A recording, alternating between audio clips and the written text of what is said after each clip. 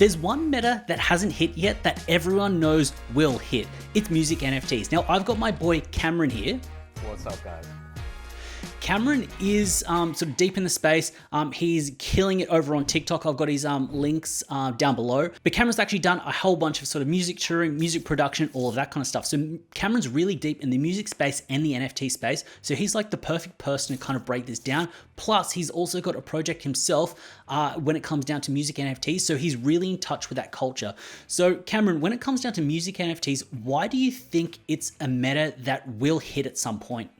Well, I think it comes down to the music industry as a whole. The music industry is burnt, it is old, and it is just time for a change. Artists are struggling, and it is a bane of every artist's existence having to deal with record labels and go through these outdated Web 2 scenarios of, you know, trying to get a record label, going through that whole process, 360 deals, which just tear rights away from artists.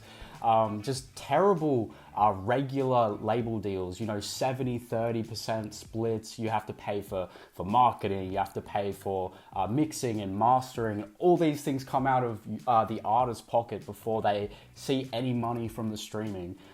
So any artist that isn't a large medium to large size artist is just struggling right now, and there needs to be a change.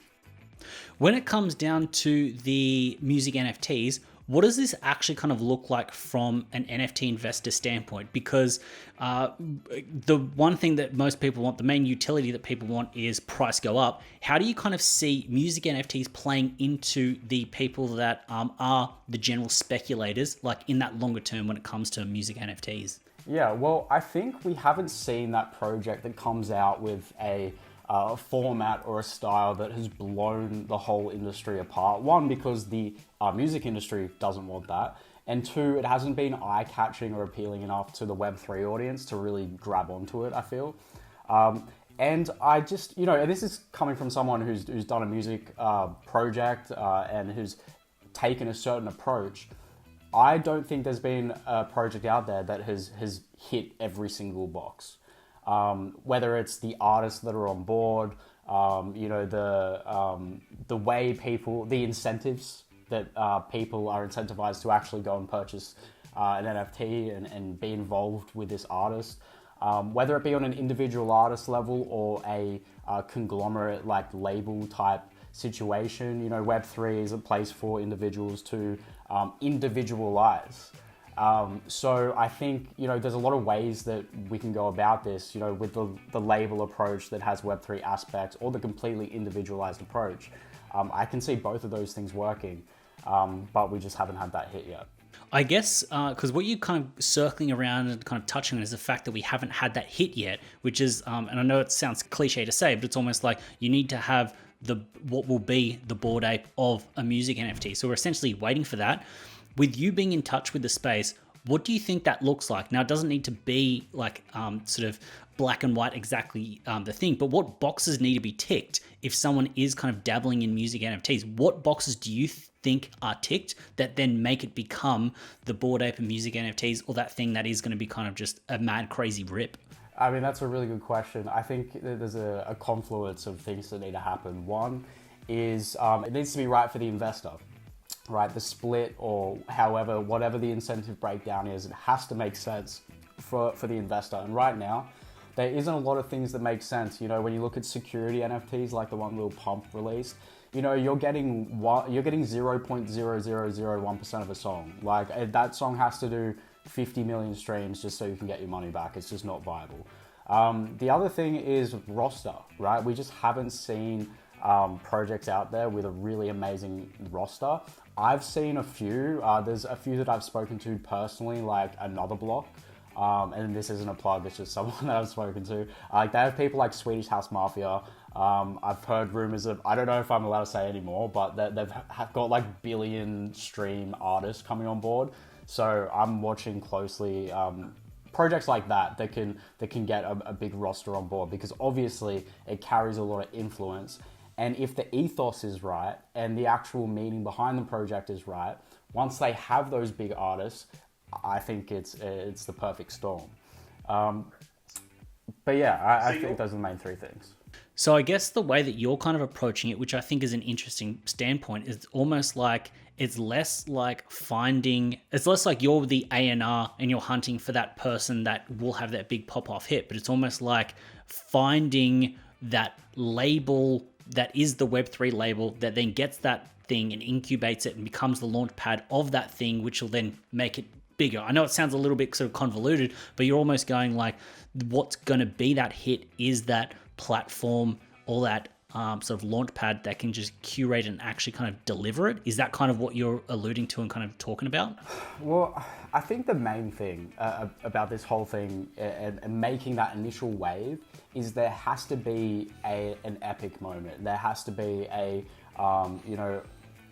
massive moment that brings people in the Web 2 space, in the music industry, and focuses them in on this space.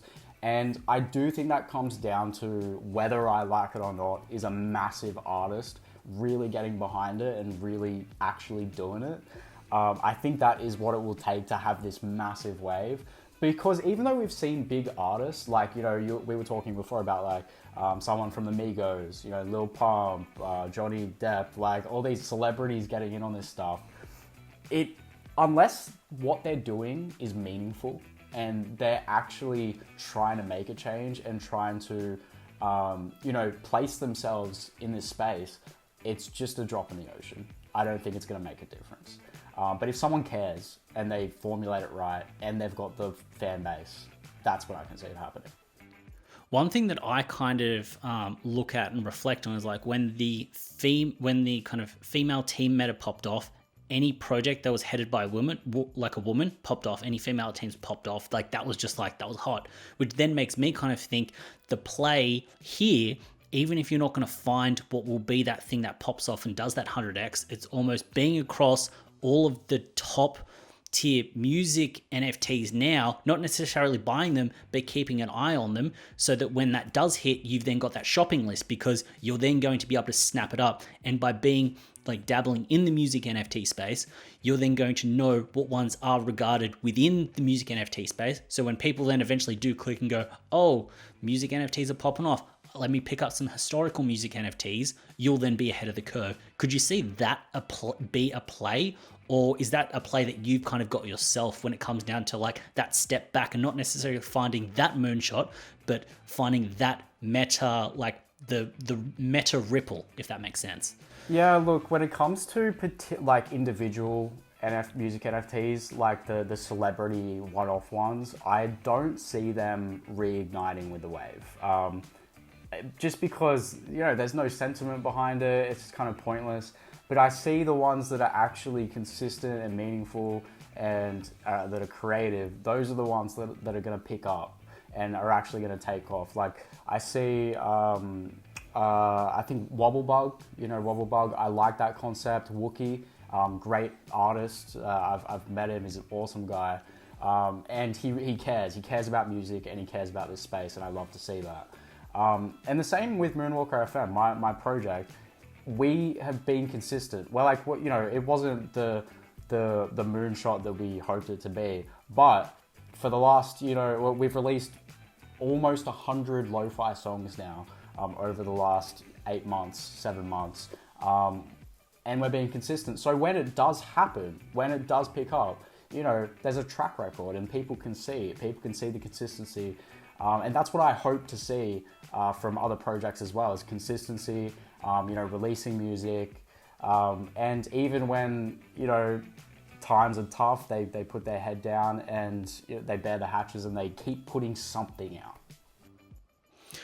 When if someone's trying to look at getting into or dabbling in music NFTs, I think the first kind of thing that's hard is they're going to go to YouTube after you watch this video, of course, and subbed.